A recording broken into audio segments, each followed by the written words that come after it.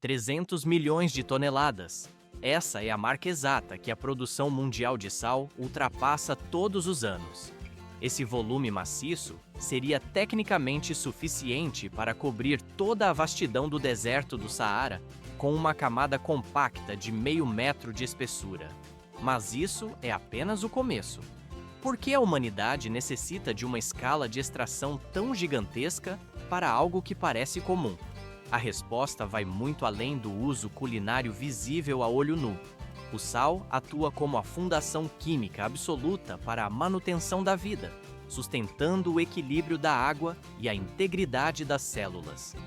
À primeira vista, parecem apenas cristais simples e inofensivos, mas, na prática, eles viabilizam a transmissão de impulsos nervosos vitais em todos os seres vivos.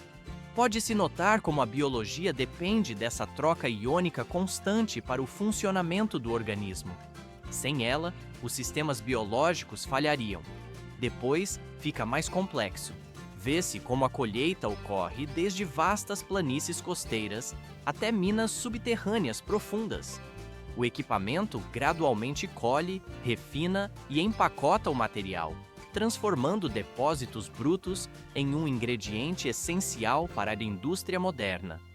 O ciclo do sal avança silenciosamente para a próxima etapa de utilização. 70 milhões de toneladas. Esse é o volume exato que a China gera anualmente, posicionando-se como o produtor líder absoluto. Mas como essa quantidade massiva, que cobre quase um terço da demanda global, é realmente obtida? À primeira vista, a produção parece depender inteiramente da evaporação superficial da água do mar. Na prática, porém, hoje apenas cerca de 30% do sal mundial deriva dos oceanos, enquanto 40% é extraído de vastas minas subterrâneas profundas. O sistema de produção chinês opera agora totalmente mecanizado em todas as suas etapas. Pode-se notar, dos campos expansivos de Tianjin e Shandong até as ilhas costeiras de Hainan, a precisão das máquinas em movimento constante. A colheita automatizada remove a matéria-prima e alimenta o refino em circuito fechado, onde o equipamento gradualmente seca e purifica os cristais brancos. Mas isso é apenas o começo da diversidade geológica do sal. Apesar do avanço industrial pesado, a natureza mantém fábricas de cristais magníficas e intocadas. Vê-se como lagos de sal naturais e vibrantes refletem a luz do sol em mais de 400 locais distintos, espalhados da América do Sul à Oceania e África. Essas formações geológicas atraem milhões de visitantes todos os anos para observar a crosta mineral cintilante. Por milhares de anos, esse mineral conectou o mar e a terra à história da civilização humana. Mas como a engenharia transforma uma única gota de água do mar em milhões de toneladas de produto puro e refinado, o processo está apenas ganhando velocidade na escala industrial moderna. A câmera desliza para o ponto de origem dessa transformação física e química. Voltamos agora ao local exato onde o sal nasce para acompanhar o método. 3 a 5%. Essa é a salinidade exata que a maré alta deve atingir para viabilizar a entrada da água no sistema. Todo mês de dezembro, assim que a estação seca se estabelece, os campos de sal costeiros iniciam sua fase crítica de preparação para um novo ciclo produtivo. Trabalhadores começam renovando todo o sistema de lagoas, dragando a lama acumulada e nivelando a superfície com rigor técnico. Os diques são reforçados manualmente para reter a água do mar que será bombeada em breve. Mas isso é apenas o começo. Porque os fundos dos tanques são revestidos especificamente com cimento escuro ou argila compactada? Essa preparação do solo parece servir apenas para evitar vazamentos, mas a função física é muito mais estratégica. Na realidade, o material escuro absorve o calor solar com eficiência, permitindo que a evaporação ocorra de 2 a 3 vezes mais rápido do que em solo natural. As comportas se abrem, liberando os primeiros fluxos de água do mar sob o sol escaldante. Ventos salgados vindos do mar aberto impulsionam as águas esverdeadas através de uma rede complexa de canais rasos. O líquido serpenteia para cada lagoa, preenchendo os compartimentos nivelados com precisão. Pode-se notar como a água avança lentamente, cobrindo o fundo preparado. Depois, fica mais complexo. Nos tanques de decantação, a água é mantida estagnada por um período de 24 a 72 horas. Areia, lodo e algas naturais precisam desse tempo exato para se depositar no fundo pela gravidade. Os trabalhadores, então, utilizam um refratômetro para verificar a salinidade antes de abrir as válvulas para a próxima etapa. A água continua sua jornada para os tanques de concentração, onde a interação mágica entre a luz solar e o vento se intensifica. Sob calor superior a 30 graus Celsius, cada molécula de água evapora lentamente. A solução restante torna-se cada vez mais concentrada, deixando para trás apenas os minerais essenciais. Cada lagoa varia em profundidade e área de superfície, organizadas em uma sequência calculada para aumentar a salinidade gradualmente. O teor de sal sobe de 5% para mais de 25% ao longo do trajeto. Caminhando pelas bordas dos tanques, os salineiros escutam o som do vento e observam a cor da água. Vê-se como a tonalidade muda de um azul profundo para um branco leitoso, sinal indicativo de que a cristalização está próxima. O processo está apenas ganhando velocidade. Em fazendas modernas, sensores automáticos medem a salinidade e os níveis de água a cada hora com precisão digital. À primeira vista, a observação visual parece uma técnica obsoleta diante da tecnologia. Mas, na prática, a experiência aguçada dos trabalhadores tradicionais continua sendo o instrumento mais preciso para detectar nuances. Sabia que existe um único momento na longa jornada da água do mar que determina a qualidade final? O estágio de cristalização é o coração de todo o processo de produção de sal marinho. Nesta etapa não termina. Quando a salmoura atinge um nível de saturação de cerca de 26%, ela é direcionada para as lagoas de cristalização. Estas são bacias extremamente rasas, com apenas 3 a 5 centímetros de profundidade e superfícies planas como espelhos.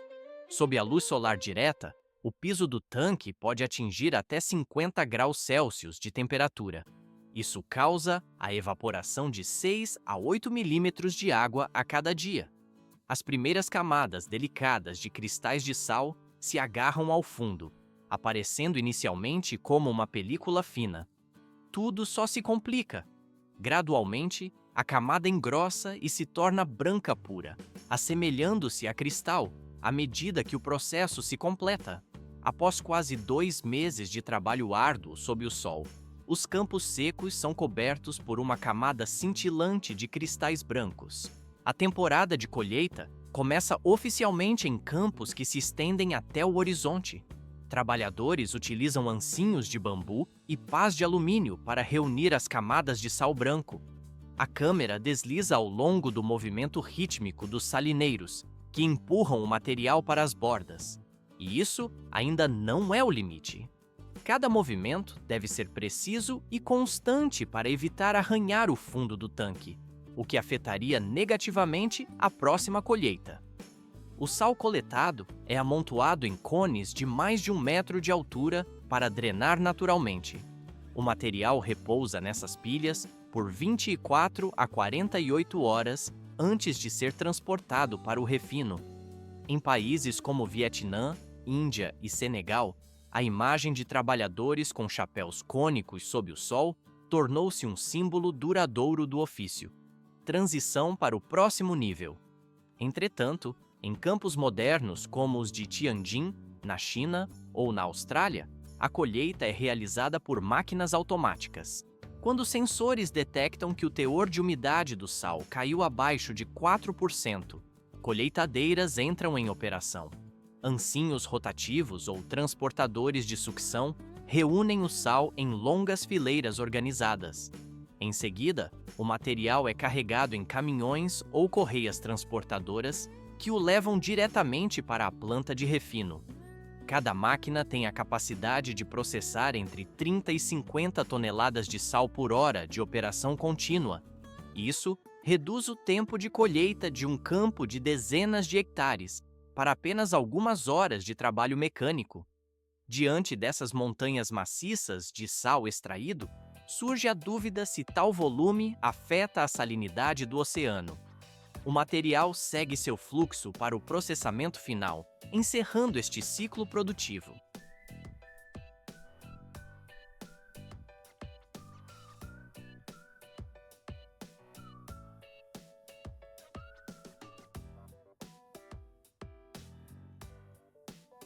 (500 metros).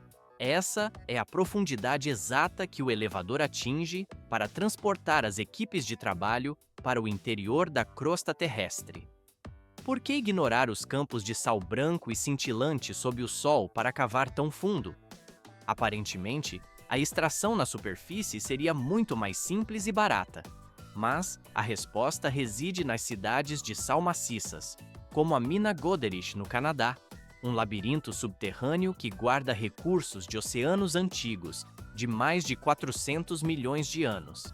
A mina produz anualmente mais de 7 milhões de toneladas de sal, quantidade suficiente para cobrir todo o sistema rodoviário da América do Norte durante o inverno rigoroso. Mas isso é apenas o começo. O dia de trabalho neste mundo silencioso não começa com a luz do sol, mas com a descida vertical rumo à escuridão geológica. Pode-se notar como caminhões especializados percorrem túneis com a largura de rodovias, viajando entre vastas câmaras de sal. Engenheiros operam mineradores contínuos, máquinas colossais com mais de 15 metros de comprimento. Dezenas de dentes de aço giram incansavelmente, cortando a rocha sólida e liberando centenas de toneladas de sal a cada hora de operação. À primeira vista, a extração parece uma destruição bruta das paredes, mas na prática segue rigorosamente o método de câmaras e pilares. Enormes colunas de sal são deixadas intencionalmente de pé, como suportes naturais. Sem elas, a estabilidade da estrutura geológica seria comprometida, impedindo a criação da rede intrincada de túneis que se estende por quilômetros. Depois, fica mais complexo. O sal cortado cai das paredes para o chão da mina, aguardando a coleta. Vê-se como grandes carregadeiras de caçamba recolhem o material e o transferem para caminhões subterrâneos com capacidade de 30 a 40 toneladas. Na estação de britagem primária, localizada dentro da própria mina, blocos gigantes são triturados em pedaços menores, medindo de 20 a 50 milímetros. Isso facilita o transporte vertical para a superfície. O pó gerado é controlado por um sistema de névoa fina, enquanto a ventilação pressurizada mantém o ar respirável nos túneis. Nesta etapa não termina, porque o material ainda precisa vencer a gravidade para chegar aos armazéns. Sistemas automatizados de elevação por caçamba ou correias inclinadas transportam o sal triturado continuamente para cima. O fluxo constante alimenta enormes instalações de armazenamento em forma de cúpula na superfície. Dali, o mineral é distribuído para refinarias ou enviado diretamente para o degelo de estradas e para a indústria química e alimentícia. O sal cumpre seu trajeto final, integrando-se silenciosamente à cadeia produtiva. 10.000 a 20.000 toneladas constituem a carga exata transportada em cada remessa de sal destinada a portos ao redor do mundo. De fábricas químicas na Europa a rodovias cobertas de gelo na América do Norte, a escala da distribuição define a indústria. Por que o transporte desse mineral exige uma logística tão massiva e coordenada? Aparentemente, o consumo doméstico não justificaria tamanha movimentação de carga pesada. Mas, na prática, A demanda industrial global obriga a criação de uma cadeia de suprimentos que opera ininterruptamente por terra e mar. Nas zonas costeiras de extração, carregadeiras frontais acumulam o sal seco em pilhas gigantescas que dominam a paisagem. Correias transportadoras móveis transferem o material para caminhões de alta capacidade ou barcaças com precisão mecânica. Pode-se notar como os comboios brancos percorrem as estradas litorâneas na China, Índia e Vietnã, sinalizando o pico da temporada de colheita. Mas isso é apenas o começo da jornada logística. Em minas subterrâneas profundas, como em Goderich, no Canadá, ou Winsford, no Reino Unido, o cenário se altera. Guindastes equipados com caçambas de garra levantam o minério bruto. Transportadores automatizados carregam os navios cargueiros que levarão a matéria-prima para o processamento final. Dentro das plantas de refino, o trajeto dos cristais brutos até a pureza absoluta começa em um sistema de limpeza totalmente fechado. Tremonhas de alimentação despejam o sal sobre transportadores vibratórios que mantêm o fluxo constante. Separadores eletromagnéticos e peneiras mecânicas de múltiplas camadas removem solo, areia e partículas metálicas da mistura. À primeira vista, essa separação física parece suficiente para garantir a qualidade, mas é a lavagem química que define o produto final. O sal entra em contato com uma solução de salmoura saturada. Essa técnica utiliza a diferença de densidade para remover impurezas restantes sem dissolver os cristais valiosos. O processo está apenas ganhando velocidade dentro da fábrica. Centrífugas de alta rotação expulsam o excesso de água da massa lavada. Secadores rotativos assumem a operação, injetando ar quente a temperaturas entre 120 e 150 graus Celsius. O tratamento térmico reduz o teor de umidade para menos de 0,5%, garantindo grãos crocantes e fluidos. Vê-se como o equipamento de trituração e peneiramento separa o fluxo em diferentes granulometrias. Sal grosso segue para uso industrial, sal fino para alimentação e versões ultra finas para aplicações farmacêuticas.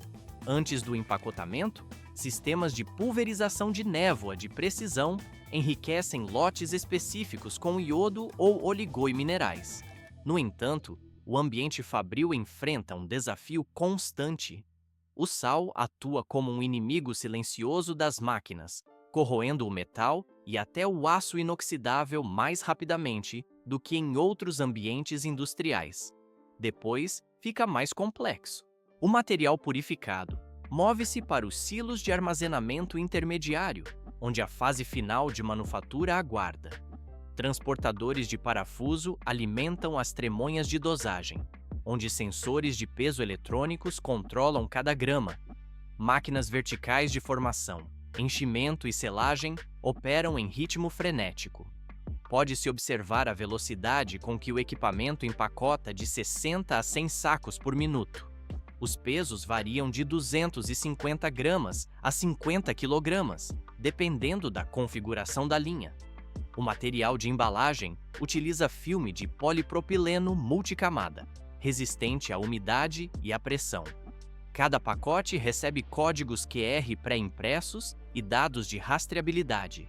Sacos pequenos são agrupados automaticamente em fardos de 10 a 20 unidades. Sacos maiores são empilhados em paletes de madeira e envolvidos firmemente em filme retrátil de polietileno. E isso ainda não é o limite da automação. Em grandes fábricas na China, Índia e Egito, o ciclo completo de dosagem e selagem leva menos de 2 minutos. Câmeras industriais monitoram o processo em tempo real, garantindo que a impressão das datas de validade e o encaixotamento ocorram sem falhas sob o comando de sistemas lógicos programáveis. Transição para o próximo nível de complexidade artesanal com o sal de bambu. Este método tradicional asiático segue um protocolo rigoroso, utilizando ingredientes inteiramente naturais. O sal marinho não refinado é seco ao sol e compactado em tubos de bambu maduro. Hastes com idade entre 3 e 5 anos são selecionadas especificamente por suas paredes grossas, argila amarela ou vermelha sela, ambas as extremidades dos tubos, para evitar vazamentos durante o aquecimento extremo. Fornos especializados queimam os tubos carregados a temperaturas que variam de 800 a 1500 graus Celsius. A queima pode ser repetida 1, 3 ou 9 vezes. A câmera desliza sobre a variedade mais valiosa, que passa por 9 ciclos de fogo. Nesse estágio, o sal derrete completamente, transformando-se em uma massa sólida com uma tonalidade roxa escura distinta. Após o resfriamento natural, os tubos são quebrados para extrair o núcleo mineral, que é então triturado em pó ou grânulos. Assim, o sal completa sua transformação física e química, pronto para a utilização final.